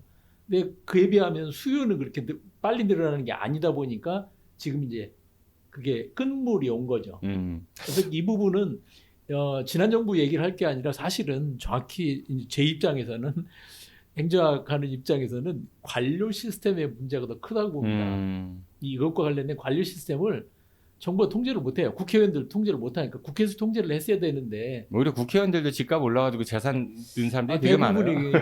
그렇죠. 굉장히 많아요. 그 뭐 실명을 거론하면 그렇지만 거론하세요. 저 삐처리 해드릴 수 있어요. 네. 네. 아니 뭐 국민의힘의 그 저 청중가 어디에 그 박덕흠 같은 엄청 유명하신 분이잖아요. 그 정도는 거론해도 돼요. 네. 네. 부동산 많죠. 네. 예, 근데 그분이 그 국토위에 계셨거든요. 이해충돌. 예. 완전히 그래서 좀 그 부동산 관련된 세금을 강화하거나 뭐 이럴 때 항상 그 반대를 해가지고 국회에서도 그걸 처리를 못하고 그 다음에 이게 지난 정부가 잘 못했다 이런 것도 있는데 그런 것도 있어요. 그 지난 정부에서 그러면 뭘 못했냐라고 치면은 그 대출 정책이라던가 이런 것들을 너무 이게 느슨하게 한 거죠. 그리고 부동산 규제를 하는데 한 박자 늦게 이렇게 예. 뒷북 규제를 했었잖아요. 근데 왜 그랬냐 보면은 그때 그 공급주의자들이 너무 많았어요. 공급이 부족해서 가격이 오르는 것이다. 그러니까 규제를 해서는 안 된다. 그런 반대들이 너무 많다 보니 그러면 뭐 새로 정부가 들어설 때마다 이걸 개선하겠다, 해결하겠다라고 이야기하지만 결국은 더 악화시키는 쪽으로 가는 것 같아서 올해는 부동산 경기 상당히 위험하죠. 금융하고 두 분 보시기에 빚내서 집 사마 좀 어렵겠죠. 올해는. 근데 이 부분이 이제 있는 예. 빚 줄여야 하는 타이밍 당연히 아닌가요? 그거는 이제 개인적으로는 뭐 당연히 빚을 줄이는 게 바람직한 건데요. 사실 이 부동산 문제에 대해서도 저는 이제 분권을 계속 주장하고 싶은데 지역 간 차이가 너무 커요. 아시는 것처럼 지역 안에서도 아까 강남 얘기하셨잖아요. 강남 불패 얘기하는 것처럼 특정한 지역, 예를 들어 대전만 하더라도 특정한 지역하고 나머지 전체하고 비교해 보면 너무 차이가 크거든요. 이런 차이가 과거에 비하면 예를 들면 집값에 있어서 5배, 10배가 이렇게 늘어나기 시작하면은 그러면 정책 패러다임 자체를 바꿔야 되거든요. 근데 그런 부분이 아직도 취약합니다. 관료들이 획일적으로 접근하는 게 그래서 문제라고 하는 거거든요. 기재부 관료들이 정책을 만들면 우리 대전에 어디 변두리는 신경도 안 쓰면서 하는 거잖아요. 사실은 수도권 중심으로 본인들도 수도권 중심으로 살고 있고 재산 다 거기 갖고 있고 그러니까 지역에 맞춤형 정책을 할 수가 없는 거예요. 부동산과 관련해도. 근데 저는 분권 문제가 이 문제도 직접 이건 손을 떼야 된다고 봅니다. 일정 정도는 중앙정부가 부동산 문제도 손을 떼고서 지역 형편에 맞게 풀어가야 되는데 그걸 안 권력을 안 내려놓고 있거든요. 관료들도. 네. 근데 이제 그런 건 있어요. 그 말씀에는 일단 기본적으로 동의를 하는데 예를 들면은 그 지역 관련해가지고 이게 그 근본적으로는 지역 간 경제력 격차가 나다 보니 부동산도 그런 부분에서 경제력 격차가 그렇죠. 나는 거거든요. 예. 그러니까 부동산 세수가 가장 어디서 많이 나느냐 결국 서울에서 많이 나거든요. 이게서 부동산을 너무 분권화 시켜버리면은 지역에는 이 부동산을 뭐 하기 위해서 돈이 필요하잖아요. 그 지역에서는 재원 마련이 잘 안 돼요. 경제력 격차가 있기 때문에. 그래서 어떤 사람들이 또 분권을 주장하는 사람들이 있냐면은 서울 사람들이 분권을 많이 주장해요. 분권을 하게 되면은 서울에서 나오는 세수는 다 서울이 가져갈 수 있거든요. 그러니까 분권을 하더라도 제대로 잘하려면은 그 서울에서 나오는 세원을 다른 예. 지역이 이렇게 나눠 가질 수 있는 재정 지역 조정. 간 예. 재조정 그 셀러리 캡처럼 세수 예. 캡 이런 거 필요가 예, 있죠. 그런 것을 한 상태에서 우리가 지역 분권을 하지 않으면은 현 상태에서 그냥 지역 분권을 하게 되면은 그 지역이 더욱 어려워질 수가 있어요. 예. 그 말씀은 뭐 예, 그 부분, 권선 예. 교수님도 동의하실 것 예, 같아요. 예, 맞습니다. 네, 뭐 두 분은 항상 거의 의견이 동일하시잖아요. 저는 이것도 또 걱정입니다. 그 R&D 예산이 상당히 축소됐잖아요. 지금 마음에 안 드는 게 정부 여당에서 뭐 R&D 예산 뭐 6천억, 8천억 복원 뭐 이런 거 현수막 건 것도 많은데 사실 정부에서 이거 5조 4천억 원인가요? 감소 예, 5조 2천. 예, 깎아버렸고 실질적으로는 4조 원 넘게 줄은 겁니다. 예. 그래서 이제 R&D 쪽에서 반발이 심한데 특히 대전은 대덕특구가 있어가지고 이 R&D 차지하는 비중이 지역 경제하고 밀접하게 관련이 있는 거잖아요. 예, 이 부분 이제 최근 어떤 보도 자료를 보니까 뭐 구체적으로 말씀드리면 유성구청에서 유성구 의회에서 의원들이 빅데이터 연구회를 하는데 거기서 이 자료 갖고 한번 같이 논의한 게 있더라고요. 그 데이터를 보니까 되게 재밌어요. 세 가지 효과를 얘기했더라고요. 이 대전에서만 생산 유발 효과에서 6조 4,082억 원이 줄고 아, 대덕특구에서만? 예, 지금 이렇게 준다면 부가가치 유발 효과가 2조 5,878억 원. 근데 이제 마지막 이 부분이 이제 저는 중요하다고 생각하는데 취업 유발 효과에서 33,533명에 감소한다라는 거예요. 이게 이제 가장 큰 문제잖아요. 일자리가 그만큼 네, 없어지는. 그런데 일자리가 이제 문제가 뭐냐면 다른 분야와 달리 고급 인력이잖아요. 그냥 일용직이 아니라는 얘기죠. 그래서 한번 빠져나가거나 한번 이게 바뀌면 효과가 장기간 지속될 수 있다라고 하는 게 이제 큰 문제죠. 그래서 저는 다른 것보다도 인력 문제가 정말 심각하다. 특히 R&D 연구소 같은 경우에도 가장 먼저 이제 이 부분을 줄인다는 거 아니에요. 인건비 나가는 거. 특히 그 동안에도 연구단지 인력의 절반 가까이가 사실은 비정규직에 가까운 고용 형태를 갖고 있거든요. 뭐 프로젝트별로 가니까 책임 연구원 이런 분들은 정규직이라 할지라도 그 프로젝트에 이제 들어와 있는 연구원들은 계약직 형태로. 계약직 형태로 들어왔고 예. 그래서 뭐 박사급 인력들이 그런 것들을 담당했는데 그렇죠. 그런 프로젝트를 이제 못하게 될 예. 상황에 놓이다 그러니까 보니까 실제 이제 줄일 때 거기부터 줄이는 거잖아요. 어쩔 수 없잖아요. 이제 운영 그러니까 이게 R&D 정규직을 카르텔 줄일 수는 없고 그러니까 R&D 카르텔 때문에 이거 줄인다고 했는데 결국은 카르텔만 더 공고해지는 거 아니에요 이렇게 되면 그런 식으로 가게 되는 거죠. 이게 대단히 염려스러운 부분이죠. 저는 뭐 100% 동의하기 때문에 추가할 것은 평상시에 그 같이 연구원들을 항상 고용할 수는 없는 거잖아요. 그 사다리가 끊어지는 거예요. 그 여러 가지 면에서 그 다음에 이제 교수들이 그 랩이라고 하는 게 크기 때문에 그 랩을 실험실을 운영하기 위해서 인력이 많이 필요해요. 그래서 그 실험도 안 되지. 그러니까 정규직이 남는다고 해서 그럼 그 사람들이 그 실험하고 공부하면 되지 않냐? 그게 안 되는 거예요. 그게 팀으로 작동하기 그쵸. 때문에 그렇죠. 그 정규직으로 남은 사람들도 할 수 없고 근데 나간 사람들도 갑자기 이제 공사판을 전전해야 되든지 그러면 이제 이게 나중에 학문 후속 세대 새로운 교수를 충원할 때 그것도 안 되고 이게 아주 구조적으로 악영향인데 아니 현 정부가 뭐 첨단 기술을 발전시킨다는 둥 뭐 산업을 발전시킨다는 둥 이렇게 얘기하면서 저는 R&D를 깎는 거 보고 너무 깜짝 놀랐어요. 전기요금도 없어서 그 슈퍼컴퓨터가 전원이 꺼지는 상황이에요. 전기 없으면은 GPU도 못 돌리고 그러면은 R&D 할 수도 없는 거 아닙니까? 그렇죠. 아니 그러니까 뭐 세금만 깎아주면은 나머지 아무것도 없어도 되는 것처럼 그렇게 정책을 하니 이게 말이 안 되는 정책이죠. 참 그럼에도 불구하고 대통령께서는 뭐 돈이 없어서 걱정이 되는 얘기를 하는데 그 본인이 줄여놓고 본인이 돈 없다고 걱정하면 이건 또 어떻게 이해해야 할지 잘 모르겠어요. 예. 그 R&D는 특히 대전은 대덕 연구개발특구가 있어가지고 대전 지역경제에는 아까 권선배 교수님 자료 주신 대로 직격탄을 맞을 걸 예상이 됩니다. 정말 걱정이고요. 거기에다가 또 뭐 대전도 그렇지만 전국적으로 인구가 감소하고 있잖아요. 올해부터 좀 그 젊은 인구들의 감소가 본격화된다고 하는데 이 생산 연령이 감소하다 보면은 생산 인구. 생산 인구가 감소하다 보면은 결국은 기업들이 지역에서 인재 채용이 어려우니까 사람이 많은 수도권으로 가지 않겠어요? 탈지역화 기업에 이런 게 우려된다 이런 지적도 있거든요. 대전도 예외는 아닐 것 같아요, 교수님. 충분히 맞는 그 우려할 만한 사안인 것 같아요. 그런데 지금도 현재도 지역에서 인재를 뭐 찾기 어렵다 이런 얘기들이 많이 나오는데 향후에는 그 숫자 자체가 줄어들게 되면은 기업이 그 탈지역화 우려는 좀 더 심각해질 것 같아서 근데 이 문제에 대한 그러니까 결국엔 이게 그 저출산 문제인 거죠.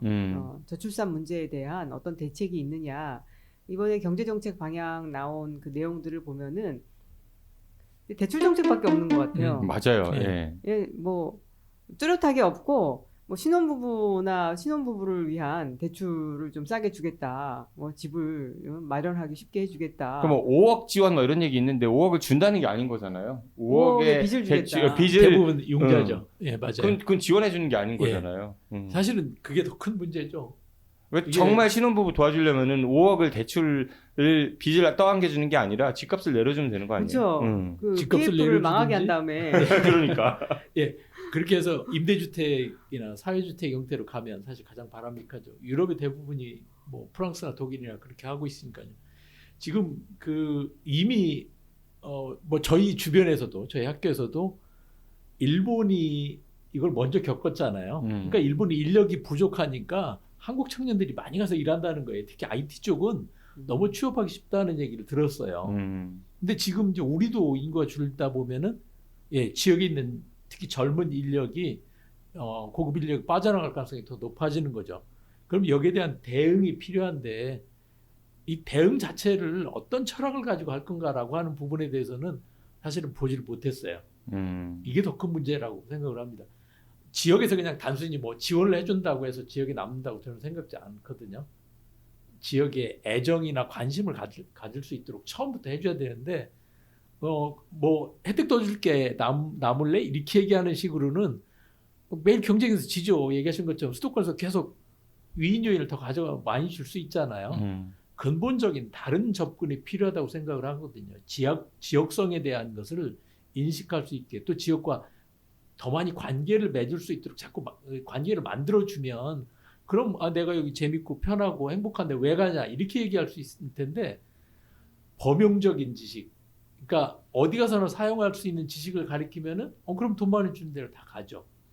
바로 그 부분 교육에서부터 시작해서 저는 지역이 돌아가는 작동하는 방식 자체를 지역 순환성을 높일 수 있는 방법으로 접근해야 된다 이런 생각을 하고 있습니다. 사실 그 대전시가 발표하는 그런 내용들을 보면은 인류 경제 도시로서 이제 대전에 뭐 빅 플랜을 가지고 뭐뭘 하겠다 이런 얘기들 뭐 대전이 뭐 드디어 일자리가 넘치고 이런 얘기들 하는데 구호에 비해서 그 안에 채워지는 것들에 대한 물음표가 너무나 많습니다. 그래서 이런 우려들에 대해서 좀 대전시가 좀 더 고민하고 이런 전문가들 아니되옵니다 하시는 분들의 이야기도 들으면서 좀 가면 좋겠는데 좀 안타깝다는 생각이 드네요. 아임 시즌데 19입니다. 이번 2024년 첫 번째 새해 방송 녹화인데요.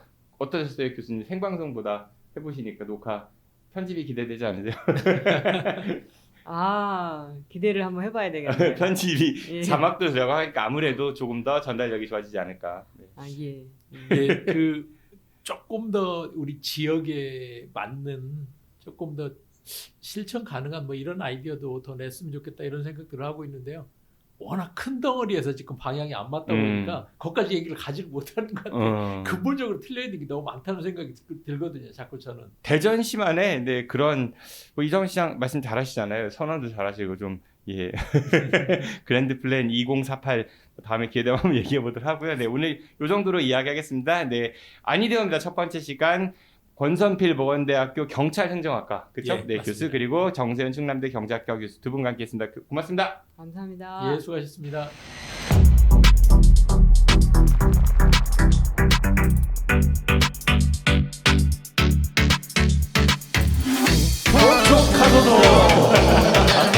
네, 2024년 새해 첫 번째 네, IM19 네, 이번 코너는 귀양살이입니다.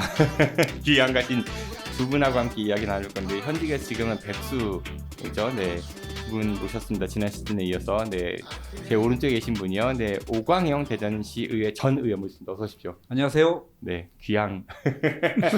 기양사리가 뭐예요? 기양사리가. 저희 이 새로운 아. 이제 방송 프로그램 이름이 대전 시정실록이거든요. 예. 거기에 맞춰가지고 근데 귀양 가신 유성국 합 유성구 갑에서 지금 꿀 빨고 있는데. 네, 귀한 가신 분이고 또 이번 대전 서구 갑으로 또 이 귀한 가신 분입니다. 안필용 전 대전시장 비서실장 오셨습니다. 어서 오십시오. 안녕하세요. 안필용입니다. 네. 네. 어떻게 귀향살이 할 만하세요? 네, 즐겁습니다. 네, 두 분은 또 이번 다가오는 총선에 출마를 좀 준비하고 계시죠. 두 분 다 예비후보 등록하신 거죠? 네, 네. 예, 했습니다. 네. 오광영 의원님부터 예비후보 몇 번째로 등록했어요? 그 선거구에서. 우리 유성갑에서 제가 일반은 놓쳤나 보군요. 일반 국민의힘 쪽에서 먼저 한 것 같고요. 응. 뭐 당내에서는 제가 아직 제 경쟁 상대인 분께서 예비후보 등록을 안 했습니다. 경쟁 상대분께서는 경쟁 상대라고 생각 안 하는 거 아니에요? 조승래 의원 얘기하시는 거죠? 예, 그렇죠. 예. 글쎄, 제가 알기로는 긴장을 많이 하고 있다라는 소문이 저작거리에 아주 크게 퍼지고 네, 쓸데없는 얘기하지 마시고요. 저작거리에 퍼져 있는 소문이고. 네. 서구갑은 어때요, 안필용 실장님은? 네, 여야 합쳐서 5번째 정도 등록한 것 여기도 같은데. 일반 놓치신 거고. 그렇죠. 전 좀 천천히 갔어요. 어때요? 지금 대전 서구갑이 가장 소위 박 터지지 않아요? 네, 뭐 사실 후보도 가장 많고 민주당이 6명, 국힘이 5명, 11명. 6명인가? 한 명 더 늘었다는 얘기는 들었는데 그 12명인 건데 그 뭐 행사나 이런 데 가면 뭐 후보들이 너무 많아 갖고 어떤 데 가면 회의하신 분보다 후보가 더 많은 경우도 있고. 그렇죠, 뭐. 그 춘추 전국 시대네 서구갑은. 네. 대전 유성을은 일단은 단촐합니다. 단점. 예, 예. 민주당에서 2명, 국힘에서 지금 현재 3명 등록을 했는데 예비 후보로 2명 등록했군요. 3명 등록했는데 몇 명인지도 몰라요. 실제로 움직이는 분은 한 2명 정도 계속 움직이고 있습니다. 그래서 아주 단촐하고 저쪽 서구 갑은 명함을 받아도 그러면 아까 7명, 6명이면은 13장을 받을 거 아닙니까? 근데 우리는 명함 3장 정도 아주 단촐하게 받아서 아주 꼼꼼하게 읽어보시더라고요. 알겠습니다. 두 분 열심히들 하시고요. 우리 귀향가 있는 사람들이 이제 편지 쓰잖아요, 왕한테. 네. 예, 전화 이거는 이렇습니다. 아니면 임이라고 이제 지칭하면서 시도 쓰고 우리도 한번 좀 써보죠. 귀향한 상태에서 우리 사실 지난 시즌에서 이 얘기했었는데 보문상 개발 민간 자본을 유치하겠다라고 했는데 지원 업체가 한 군데밖에 없어가지고 결국은 다시 재공고를 했습니다. 네. 근데 역시 마찬가지로 또 같은 곳만 신청을 했어요. 그 결과 두 분 예상하셨어요? 어떠셨어요? 뭐 예상할 수 있는 수준 아니었나 싶고요. 그 지난 시즌에도 뭐 얘기했지만 사업성이나 여러 가지로 봤을 때 그 사업 자체로는 사업이 성공하기 어려운 구조이기 때문에 다른 게 있지 않고서는 거기에 그 다른 업체가 들어오긴 굉장히 어려운 구조잖아요. 그러니까 이게 사업성이 없기 때문에 그냥은 안 왔을 거고 뭔가 다른 그 반대급부를 기대하고 그 업체만 들어온 게 아니냐, 사전에 무슨 얘기가 오갔던 거 아니냐, 이런 의혹적인 거죠. 그렇죠. 네. 네. 근데 보니까 약간 기준 커트라인을 좀 낮춰주는 형태로 좀 뭔가 바뀐 거. 그렇죠. 저도 그 이해가 간 거예요. 처음에는 대전시가 이 전망타워하고 케이블카 두 가지를 해야 한다라고 했는데 이 업체가 떨어진 이유는 케이블카만 있고 전망타워를 뺐어요. 그러니까 대전시가 두 번째 공모할 때 케이블카 우선으로 하고 전망타워 플러스 알파 옵션도 둘게 하고 기준을 낮춰줬는데 이 업체가 역시 케이블카만 갖고 들어온 거잖아요.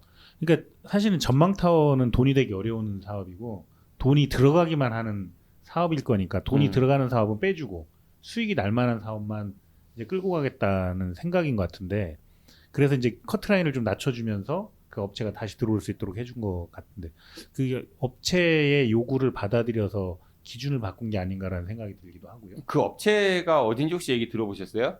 전 잘 모르겠습니다. 지난번에 얘기하셨잖아요.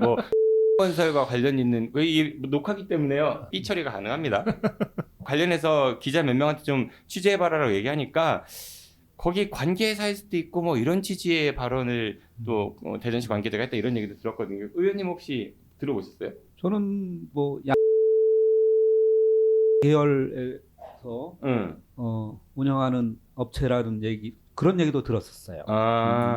그래서 이제 업체가 어딘가 중요한가 이거는 별로 사실 이 시점에서 중요하지는 않은 것 아니 같고. 안필동 시장 주장대로라면은 의혹대로라면은 어떤 얘기가 오갔을까라는 거니까 좀 아니, 업체가 그러니까 어딘지 궁금하긴 하죠. 굳이 그렇게 하면서 계속해서 이 사업을 갖다가 하려고 하는 그 의도, 이것이 저는 그 중요하다고 봅니다. 그게 왜 그러는지, 그 이면에 뭐가 있는지, 이것이 이 사업에 있어서 상당히 그 의혹이고 이렇게 중요한 그 포인트가 이면에 뭐가 아닌가. 있다고 보세요? 그러니까 삐처리 됩니다. 이게 그거를 통해서 자기 그 공약을 갖다가 어쨌든 밀어붙여서 좀 실현하려고 하는 것이 첫 번째 있는 것 같아요. 이장훈 시장의 지금 현재 사업 진행하는 그 여러 그 부문에서 보면은 이건 어려운 거, 이거 차라리 포기하는 것이 난데도 불구하고 무리하게 밀어붙이는 감들이 좀 있어요. 이제 그런 거의 일환이 하나고, 또 하나는 뭐 제가 이 자리에서 말하기 곤란한 하세요. 이익적인 부분, 그런 것까지도 감안을 한 것이 이익적인 아닌가. 부분이라면 누구의 이익? 그거 이익이야 뭐 이 유튜브 보시는 시청자들이 판단하시는 그 이익. 그 이익, 그 이익, 그 이익을 위해서. 맞습니다. 네.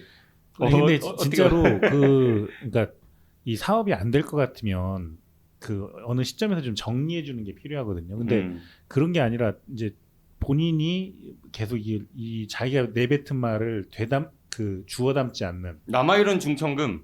그럼 뭐 윤석열 대통령 똑같은 얘기죠. 뭐 자기가 뱉으면 진리고 뭐 법이고 뭐 이런 식으로. 근데 이게 사실은 그 지난 시즌에도 말씀을 드렸지만 그 보문산이라는 걸 가지고 그 이제 중구가 과거의 영광을 되찾아보자, 이거에 이제 하나의 그 일환으로 보문산을 자꾸 바라보는데, 그 대전이 다극 체제가 됐기 때문에 절대로 과거의 영광 같은 그런 번영기를 누리기는 어려울 거라고요. 그러니까 그러면 그 어느 정도 수준에서 우리가 중구가, 그러니까 원도심에서 완전히 뒤처지지 않으면서 중구가 어느 정도 수준에서 이 사람들이 살아가는 그런 환경을 바꿔줄 거냐, 그리고 그 과정에서 보문산을 어떻게 할 거냐, 이런 거에 대한 고민을 해야 되는데, 자꾸 뱉은 얘기 지키려고 하다가 이제 계속 무리하게 뭘 해버리면 나중엔 되돌릴 수 없는 일이 벌어지는 거잖아요. 그리고 두 번째로 우리가 이제 귀향살이 하면서 보낼 편지는 우주항공청 특별법 드디어 국회를 통과했습니다. 그런데 대전시는 좀 아쉬운 게 상당히 많이 있어요. 뭐 그 당시에 일단 의원이셨으니까, 네, 그렇죠. 우주청 네네. 얘기 나왔을 때, 예, 네, 우리 지난번에 이게 다뤘었는데 결국 이제 지금 우주항공청과 관련한 특별법이 그 과방위를 통과했다라는 거 아닙니까? 이제 본회의로 이제 부의가 될 건데, 그렇게 되면은 실질적으로 윤석열 대통령이 했던 공약인 경남 사천에 우주항공청 설치하는 거는 이제 뭐 4, 5월 정도 되면 진행이 될 거로 봐요. 한 300명 정도 인원이 이제 되는데, 이거를 민주당에서 반대했던 이유가 있지 않습니까? 실제로 우주항공청을 사천에 설치하게 되면은 이 사업과 관련된 연구기관인 항공우주연구원이라든가 천문연구원의 연구 기능이 그 안으로 이제 들어가야 되는데, 그것에 대한 명확한 그 뭐 전망도 없으려니와 또 청단위의 뭐 문제점, 그러니까 이거는 사실 그런 여러 가지 문제점들이 있어서 반대를 하다가 결국은 일정 정도 타협을 한 것 같아요.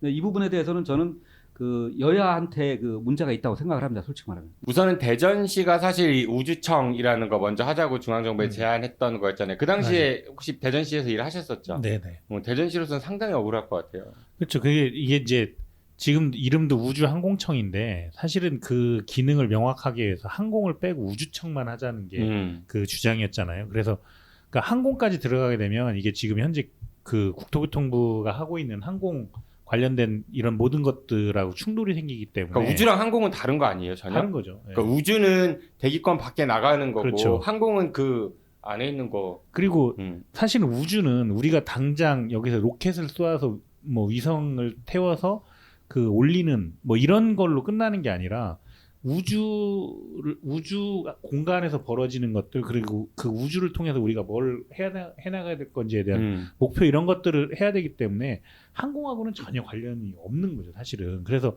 그때 당시에도 우주청으로 하자라는 게 제안이었고, 그리고 그 우주청으로 제안한 이유에 그 상당 부분은 사실은 그 핵심 기술을 갖고 있는 그 항우연과 그 천문연구원이 대전에 있기 때문에 그 특성을 살리자라는 게 원래 제안의 취지예요. 그러니까 그 이게 이제 항공이 붙으면서 사천의 카이 뭐 이렇게 하면서 이제 경남으로 넘어간 건데 정확하게 우리가 제안했던 것은 그 항우연과 천문연의 장점을 살려서 이걸 우주에 대한 본격적인 그 컨트롤 타워를 하나 만들자라는 거고 그게 그 기존의 청단위 그 행정기관이 대전에 집결을 하고 있으니 그것이 대전에 오는 것도 맞다. 그런 원칙 하에서 이걸 제안을 했던 건데 이게 이제 뭐 원칙은 다 사라지고 이제 지역 간 대립처럼 이렇게 가는데 그 과정에서 대전시가 너무 이거를 눈치만 보다가 이제 어쨌든 그 우주항공청의 그 연구 기능 이거를 좀 넣어야 되냐 말아야 되냐 이거 가지고 굉장히 좀 논란이 많았었고 그러다 결국은 그런 연구 기능 없이 그 행정기관을 사천에 만든다는 그렇죠. 거잖아요. 네. 그 행정기관 하나 사천에 동그라미 가 있으면 뭐예요? 여기 연구시설 이런 거 다 대전에 있는데. 상당히 행정의 비효율성이 좀 우려가 되고. 그렇죠. 아니, 특별법에는 음. 이제 민주당이랑 그 협상을 해서 타협한 거는 특별법에는 항공우주연구원과 천문연구원을 우주항공청 산하에 둔다라고 명시를 한 것으로 알고 있습니다. 네. 네, 그렇게 되면은 지금 두 기관이 기존에 있던 과기부 안에 있지 않고 이제 그쪽으로 가면서 밑으로 가는 거죠. 그러니까 청단이 밑으로 가게 되는데 이거에 문제점이 좀 있어요. 실제 민주당에서는 이거 천문연구원이나 항공우주연구원의 본원을 갖다가 사천으로 옮겨갈 수도 있지 않느냐. 그래서 일단 직속 기간이 되니까 나중에라도. 예. 그래서 그거를 방지하기 위한 조치로 그 안에다가 국회 동의를 받는 조건, 그러니까 만약에 옮기더라도 동의를 받아야 된다라는 조항을 넣은 그럼 걸로 알고 가능성이 있어요. 있는 거네. 당연히 있죠. 그리고 만약에 지금 심지어 같은 이거는- 그 국회 여야 구도가 바뀌면은 여야의 문제가 아닙니다. 예를 들어서 더불어민주당의 그 의원들이랑 뭐 국민의힘의 의원들이 서로 경쟁을 하면서 이 문제를 얘기하는 것이 아니고 이건 지역 대 지역이 싸우게 될 수가 있어요. 그러니까 경상도 쪽에 그럼요. 의원들 중심으로 뭉쳐서 가져갈 수도 있는 거다. 그럼요. 네. 저는 이건 다분하게 그러면은 항공우주연구원과 천문연구원이 언제까지 대전에 있을 거라는 보장이 지금 현재 있는 특별법으로 저는 없다. 참. 저는 이렇게 봅니다. 산 넘어 이게- 산이네. 이거 문제예요. 제가 이거 얘기하는 데가 아직 그 언론에 없는 것 같아요. 예, 맞아요. 그냥 국회 동의를 거쳐야 한다고 하기 때문에 어쨌든 안전장치는 마련했다 정도로 이해를 했는데 네. 그렇지 않을 수 있겠네요. 예, 뭐 그럴 가능성도 있고 또 국회 동의를 받아야 된다는 게 그동안의 과정을 봤을 때 국회 동의라는 거는 의원들 그 지역의 의원들 몇몇이 아니고 당의 당대당 또는 당의 그 정책들하고도 관련이 있으니까 그게 그렇게 쉽게 근데 우리 지역 충청 지역은 굉장히 정치력이 약하기로 유명하잖아요. 저희가 중기부도 가능하죠. 네, 맞습니다. 네. 중기부도 그렇게 반대해도 가잖아요. 네. 심지어 전 정권에서 중기부를 세적으로 가져가면서 전 정권에서 약속했던 것이 뭡니까? 기상청 청단위의 그 국가기관은 대전으로 집적한다 이랬는데 이거 다 깨졌잖아요. 지금 그 예를 청단이면은 검찰청도 오면 좋고 그러니까 경찰청. 그게 옮길 때. 아니 그게 근데- 장기적으로는 사실은 예, 예. 그 청단위 기관이 옮겨야 되는 상황이 벌어진다면 그건 대전으로 집적한다라는 게 원칙이었던 거죠. 예. 근데 그 하나도 안 지켜지고 근데 있잖아요. 일단은 그 우주항공청 그 사천으로 갔죠. 그리고 윤석열 정부에서 만들어진 그 이민청인가? 만들어졌어요? 예, 벌써? 그게 인천으로 갔어요. 그러니까 이거는 이미 사실 그 정권의 그 뭐 문제이기도 하지만은 사실 이런 것들이 지켜지지 않고 이런 부분은 사실 어떻게 보면 밥그릇이 대전은 뺏긴 거잖아요. 이런 부분에 대해서 대전시뿐만이 아니고 또 대전시의 그 다수를 점하고 있는 우리 당 의원님들도 이 부분에 대해서는 반성할 부분이 있다. 저는 그렇게 생각합니다. 저도 사실 이 기사 접했을 때 그래도 절반의 성과다라고 이해를 했는데 그렇지 않다라는 생각이 더 많이 드네요. 오강현 의원의 말씀 들어보니까 역시 사람은 귀향을 가서 멀리서 봐야 문제를 좀 더 본질을 파악할 수 있는 것 같아요. 네, 이분들의 귀향살이가 과연 언제 끝날지. 뭐 네. 마지막에 한마디 하고 끝내야 되는. 네, 그렇죠. 네, 또 통촉 하소서 뭐 이런 거 해야 돼. 통촉 하소서. 그 상소를 올렸는데 좀 들어달라고 통촉 하소서 뭐 이러면서 끝내야죠. 네, 아유 뭐 알겠습니다. 네, 첫 번째 귀향살이 이번 시간에는요. 네, 다시 원점으로 회귀한 보문상 개발을 통해서 이장훈 시장이 너무 본인의 그 공약에 집착하는 거 아니냐 이런 이야기 좀 두 분이 주셨고요. 그리고 우주항청 특별법 통과 관련해서 좀 이런 문제들이 있다라는 지적도 있었습니다. 네, 오광영, 안필용 두 분과 함께했습니다. 두 분 고맙습니다. 네, 감사합니다. 감사합니다.